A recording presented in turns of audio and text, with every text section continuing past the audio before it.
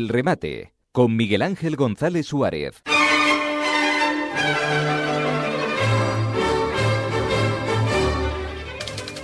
Hoy hace un año y un día, o sea que ayer, pero de hace un año, fallecía el Papa Francisco y los titulares de la prensa española hacían balance, ¿no?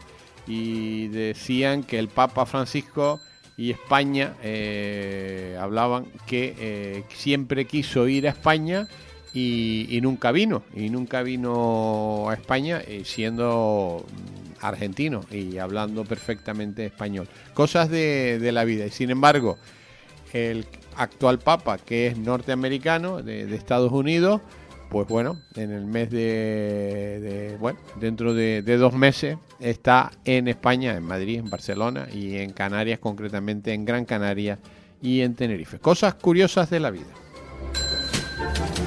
Hoy se cumplen 1525 días de guerra entre Rusia y Ucrania, 4 años y 58 días, o sea, 4 años y 2 meses, y verán que no hay ningún interés por parar la guerra. De hecho, ayer se firmaba ya el crédito de 90.000 millones de euros que Europa va a dar a Ucrania para seguir comprando armas contra Estados Unidos.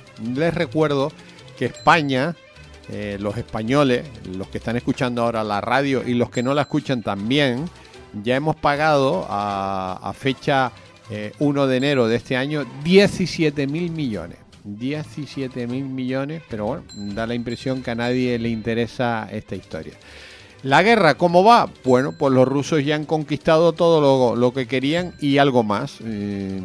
¿Tiene sentido seguirla? Ninguno, porque probablemente Ucrania vaya a perder más territorio del que pensaba. ¿Alguien se ha puesto a pararla? Bueno, en un principio Trump, hace un año, pero ya se cansó. Putin le da lo mismo, no tiene ningún interés. En Europa están con los pasaportes de los perros y los gatos para que puedan viajar. Pues esto es lo que tenemos.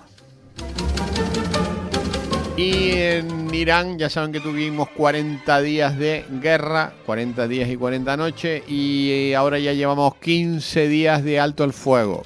Recuerden que ayer terminó las 2 semanas y Trump ha prolongado esta historia. Dice que hay división en los mandatarios iraníes, que hay varias facciones, que está hablando con uno, pero los otros no. Bueno, vamos a ver lo que pasa, porque el petróleo sigue encareciéndose y todo el mundo está preocupado porque vienen las vacaciones y no hay queroseno suficiente o a precio adecuado para los aviones. Hoy es jueves 23 de abril ya de 2026, ya estamos liquidando el mes de abril y mayo está ahí a las puertas a la vuelta de la esquina. Hoy es el Día Mundial del Libro, señoras y señores, Día Mundial del Libro. Qué poco se lee, qué poco se lee en este país, qué poquito, pero muy poquito. No se lee absolutamente nada, se leen los periódicos, los titulares y se acabó. ¿Y libro? Nada de libro. El 23 de abril se celebra el Día Mundial del Libro y de los Derechos de Autor, decretado por la UNESCO con el objetivo de fomentar la lectura, además de dar a conocer el derecho de la propiedad intelectual para el autor de su propia obra literaria. El Día Mundial del Libro tuvo su origen el día 15 de noviembre del año 1995 como una manera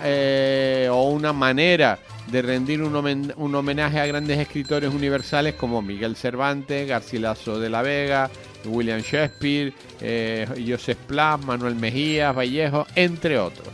Fue a través de la UNESCO que se decretó el 23 de abril, ya que esa fecha se celebraba el natalicio o muerte de estos ilustres personajes de la literatura. Por lo tanto, hoy es el Día Mundial del Libro.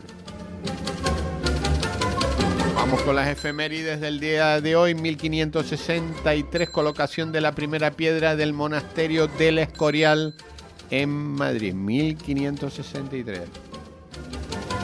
Y en 1798, última ejecución en la Plaza Mayor de Madrid. Mueren en el patíbulo María Vicente de Mendieta y su amante Santiago San Juan, asesino del esposo de la primera.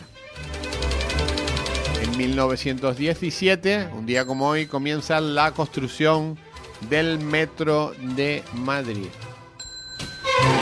En 1919, la Asamblea Nacional Francesa aprueba la jornada laboral de 8 horas. En 1946 se presentan las patentes del primer modelo de motocicleta, la Vespa. En 1976 se concede por primera vez el Premio de Literatura en Lengua Castellana a Miguel Cervantes. El primer ganador es el escritor español Jorge Guillén.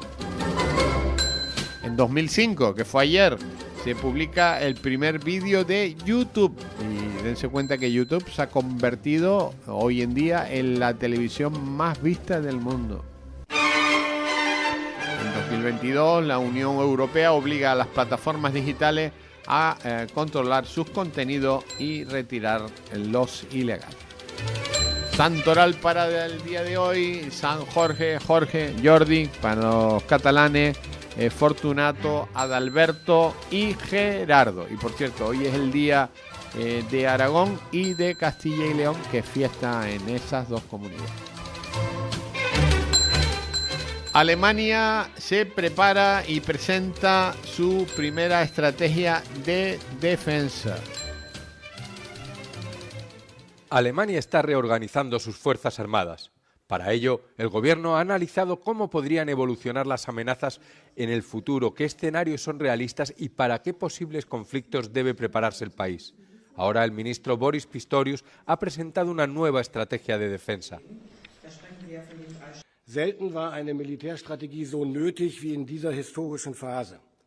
Die Bedrohungslage hat sich vor allem seit Putins Krieg gegen die Ukraine verschärft. Außerdem wird die internationale Rechtsordnung so sehr in Frage gestellt wie schon lange nicht mehr oder wahrscheinlich seit dem Zweiten Weltkrieg noch nie. Anders ausgedrückt, die Welt ist unberechenbarer geworden und ja, man muss auch sagen, gefährlicher. Esta estrategia de gran calado incluye la defensa aérea, los sistemas de armas de largo alcance y la capacidad de llevar a cabo combates modernos basados en datos. Además, las nuevas tecnologías como la inteligencia artificial desempeñarán un papel clave en el futuro. Otro de los ejes centrales son las capacidades de ataque profundo, es decir, la posibilidad de alcanzar objetivos situados muy por detrás de la línea del frente. Pistorius subrayó que este tipo de capacidades tendrá un peso cada vez mayor en un futuro. En este ámbito se incluyen armas de precisión de largo alcance capaces de neutralizar rutas de suministro, centros de mando o infraestructuras enemigas en una fase temprana del conflicto. En paralelo a esta reorganización, el gobierno alemán planea una ampliación significativa de las Fuerzas Armadas. El objetivo es alcanzar los 460.000 efectivos, sumando tropas en activo y reservistas.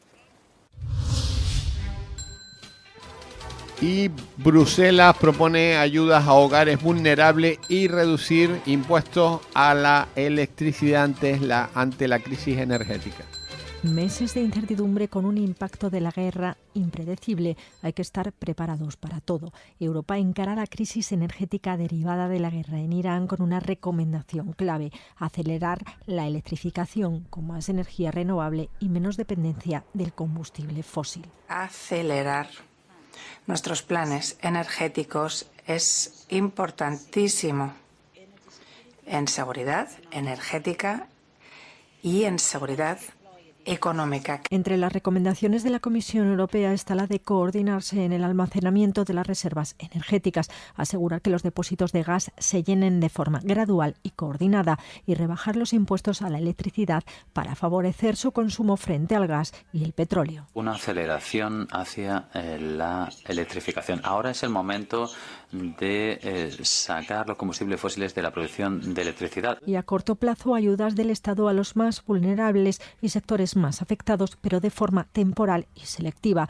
Bruselas renuncia a recurrir a intervenciones drásticas de los mercados como en anteriores crisis, a recomendar el teletrabajo obligatorio y deja aparcada la petición de varios países, entre ellos España, de aprobar un mecanismo europeo para gravar las ganancias extraordinarias de las compañías energéticas. Desde el inicio del conflicto en Oriente Próximo, la factura energética europea se ha incrementado en 22.000 millones de euros.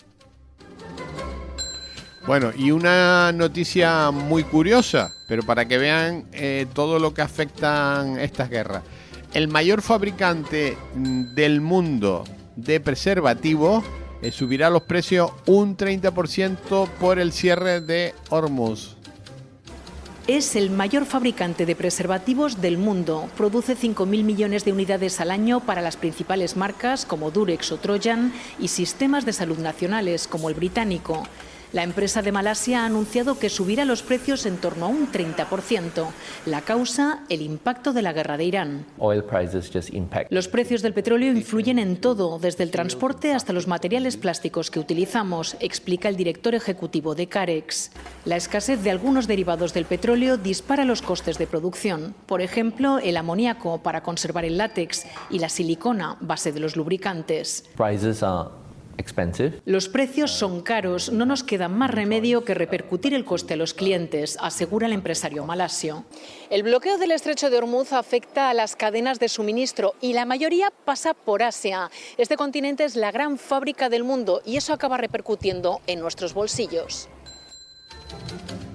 Y España está con la regularización de 500.000 de inmigrantes. Ya saben que 500.000 más los familiares cercanos, hijos, mujer o marido, pues estamos hablando que nos vamos a 2 millones de nuevos habitantes españoles. Las colas comenzaron a formarse el lunes por la mañana temprano. Casi 43.000 migrantes indocumentados se han inscrito solo en los 3 primeros días del nuevo plan de regularización de España, dando inicio a un programa que, según el Gobierno, podría acabar concediendo la regularidad a 500.000 de personas. Y el debate público se ha polarizado. Los partidarios alegan la necesidad económica y la justicia social, mientras que los detractores se muestran preocupados por los servicios públicos y la identidad nacional. Pero dejemos de lado las emociones por ahora y analicemos los hechos. España ya acoge a 10 millones de personas nacidas en el extranjero. Eso supone 1 de cada 5 residentes. Y muchos de los que solicitan la regularización proceden de Colombia, Venezuela y Marruecos. Son una parte fundamental de la mano de obra, desempeñando funciones esenciales en la agricultura, el turismo y el cuidado doméstico de personas mayores. La regularización convierte a esa mano de obra en la sombra en una contribución formal al Estado, pero también les garantiza el acceso a la sanidad pública y a las protecciones laborales legales. Y este es el gran avance. Normalmente, para obtener los papeles a través de un proceso llamado arraigo, los migrantes indocumentados deben demostrar que llevan 2 o 3 años en España. Este programa reduce ese requisito a solo 5 meses consecutivos. Sin embargo, estamos hablando de un permiso de residencia renovable de 1 año, no de la ciudadanía plena. No otorga el derecho a votar en elecciones generales ni proporciona una vía inmediata a la nacionalidad, y las personas con antecedentes penales no podrán optar a ella. El plan ha provocado un gran malestar en Bruselas. Un permiso de residencia español es, en la práctica, un pasaporte Schengen que permite viajar libremente por Europa durante 90 días en cualquier periodo de 180 días. A los funcionarios de la Unión Europea les preocupa que esto pueda actuar como un factor de atracción, socavando la nueva y más estricta campaña del bloque contra la migración irregular. Una cosa es segura, España se convertirá en un laboratorio para un continente en declive o romperá la solidaridad europea en el tema más divisivo de la Unión Europea.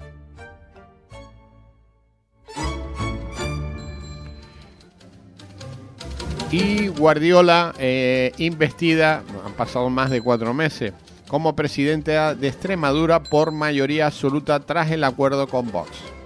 La investidura de Guardiola ha estado marcada por la prioridad nacional pactada con Vox. Se puede poner primero a los españoles, claro que sí, primero a los españoles. No es racismo ni egoísmo, dicen los de Abascal, y lo argumentan así. No da para que coma todo el mundo, ni da para que tenga sanidad todo el mundo.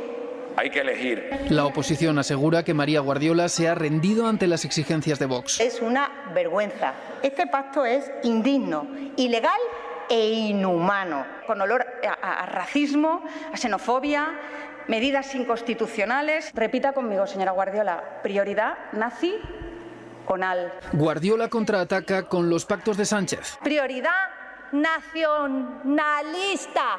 Nacionalista es la que nos ha traído hasta aquí. Y defiende el acuerdo como única alternativa al bloqueo. Y eso no es fascismo, señoría, eso se llama democracia. No voy a pedir perdón por gobernar con quien representa una parte importante de Extremadura. No pienso pedir perdón por respetar a las urnas. María Guardiola ha terminado con un mensaje a Vox. Nos debemos a la estabilidad, ha dicho, sin sobresaltos, ruido ni provocaciones. Y el gerente del PSOE, del Partido Socialista Obrero Español, a nivel nacional, niega haber dado chistorras a Ábalos. Nunca pedimos al banco billetes de 500, 200 ni de 100 euros. Bueno, ¿qué va a decir?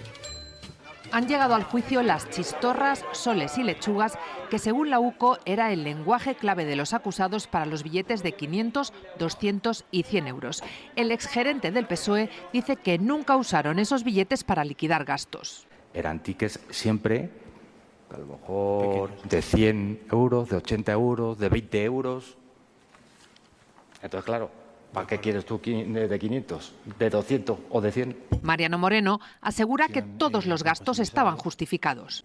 El señor Ábalos se autorizaba y autorizaba todos los gastos que se imputaran a la Secretaría de Organización. Pero no está de acuerdo la defensa de Koldo García, que quiere justificar el dinero en efectivo que manejaba su cliente. Le muestra supuestas liquidaciones de gastos que no están justificadas, pero el exgerente no las reconoce. Después, la exsecretaria de Ábalos en Ferraz, cuyo nombre aparece en algunos de los sobres con el dinero de las liquidaciones, ha confirmado que pagaba los gastos en metálico. Hacía sobres por separado, lo que era para el señor Ábalos y lo que era para Koldo García.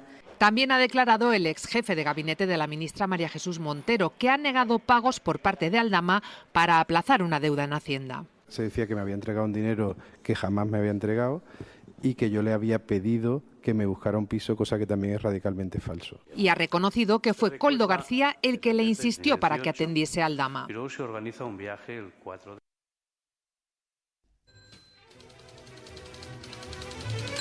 Y Pedro Sánchez dice que el Partido Popular viola el principio de igualdad y de no discriminación tras pactar con Vox en Extremadura, dice él. Con el acuerdo de PP y Vox en Extremadura y su prioridad nacional de telón de fondo, Feijóo acusa a Sánchez de gobernar en contra de los españoles y Sánchez a Feijóo de ir en contra de los inmigrantes. La mayoría de los españoles ya sabe que usted gobierna contra ellos. Lo único que empata con su corrupción, señor Sánchez, es su incompetencia. Tantas lecciones que dan ustedes de constitucionalismo y lo primero que hacen es dar una patada a la Constitución, violando, claro que sí, el principio de igualdad entre ciudadanos y ciudadanas. Ustedes se financian en B y quieren trabajadores en B. Prioridad nacional que Vox vuelve a reivindicar entre ataques al gobierno. Frente a la prioridad nacional, ustedes practican el abandono nacional. ¿Cómo va el debate de la prioridad nacional? Engañaron ustedes al PP, el PP les engañó a ustedes y en estas condiciones ustedes votan hoy la investidura de la señora Guardiola. La ultraderechita trincona trincando asientos. Para los socios del gobierno, el PP ha intentado disfrazar un acuerdo que es evidente. El Partido Popular puede hacer las piruetas que quiera. Lo que han firmado está claro. Y es un principio discriminatorio. Ser racista no debería ser ni tan solo decente o legal o como se le quiera llamar, porque son unos racistas. Yo creo que está muy claro lo que quiere decir Vox, ¿no? No sé si el Partido Popular lo tiene tan claro. Y aunque se lo han preguntado... Muy buenos días. No ha habido respuesta. Y el vicepresidente del gobierno español, Cuerpo, rechaza la petición de Canarias de invertir el superávit y de poder endeudarse. La diputada Cristina Valido advierte al ministro de Economía que la Comisión Europea permite flexibilizar las reglas fiscales en caso de necesidad a los territorios más solventes. Por otro lado, la ruta canaria acapara el 70% de las muertes en los flujos migratorios hacia España. La Organización Internacional para las Migraciones advierte de que esta vía se mantendrá dinámica y peligrosa durante este año 2026. Y Canarias sale al rescate de autónomos, ayudas de hasta 9.000 euros para conciliar y de 6.000 para contratar a mayores de 52 años. La natalidad en Canarias toca fondo, solo 30 nacimientos al día, el peor dato de la historia. El archipiélago, pese al buen arranque del año, cierra febrero con 846 alumbramientos, la cifra mensual más baja de la serie histórica. Y el obispo de Tenerife habla sobre el gasto que va a ser el cabildo de 500.000 por la visita del Papa, y dice algo que lo hemos dicho aquí y yo creo que nos has escuchado, que los premios Cadena Dial este último año, que se lleva haciendo muchos años y que la repercusión es para la cadena SER y para 4 más, cuestan 750.000 euros. Los premios Cadenas Dial que hacen un día, que no tienen la repercusión del Papa, cuestan eso. Bueno, y no les voy a contar lo que costó los soles y lo que costó los michelines y todo eso. Por lo tanto, estoy con el obispo, tiene razón, 500.000, 500.000 de euros, es poco. Y Salvamento Marítimo rescata cerca de Gran Canaria un cayuco con 12 personas, 2 menores, siguen llegando menores. También busca una barcaza con una treintena de ocupantes que pidió auxilio la madrugada del martes, cuando se encontraba a más de 113 kilómetros al noroeste de Tanta. Bueno, terminamos con una nota musical y hoy es su cumpleaños, un 23 de abril de 1976, nació Pasión Vega.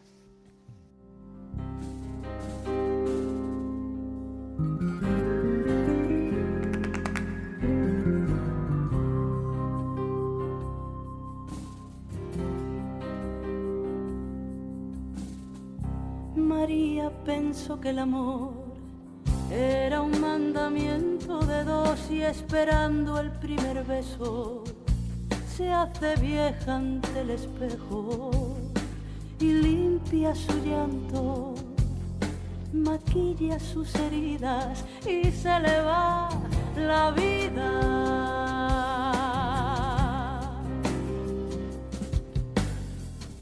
Recuerda la primera vez que él le juró que fue sin querer, y en los hijos que vivieron prisioneros de su miedo. María soñaba con ser la princesa de los cabellos de oro y la boca de fresa. María se fue una mañana, María sin decir nada, María ya no tiene miedo, María empieza de nuevo, María yo te necesito, María escapó de sus gritos, se bebe las calles, María.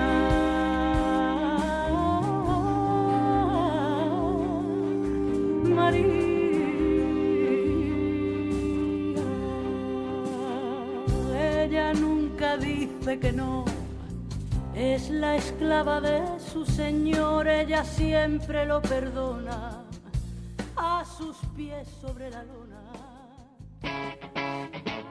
Capital Radio.